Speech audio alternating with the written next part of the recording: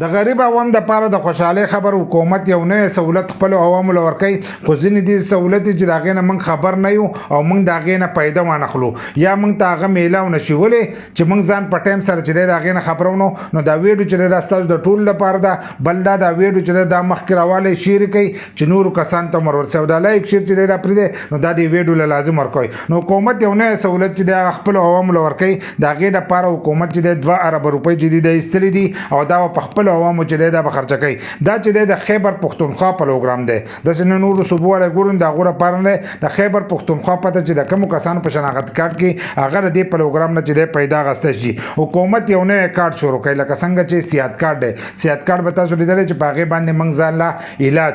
علاج کو د هر یو کس شناخت کارت چې دی هغه لپاره ستغه سیادت کارت دی لکه کا مالدار او که غریبي نو هغه باندې ځان لا علاج کول شي خو ځینې دي بیماریان دي چې دغه علاج په دغه سیادت کارت باندې نه کیږي ځینې دي اپریشن دي چې هغه په دغه باندې نه کیږي نو حکومت وس یو نه کارت چې دغه وکاږي دغه نوم دی ژوندون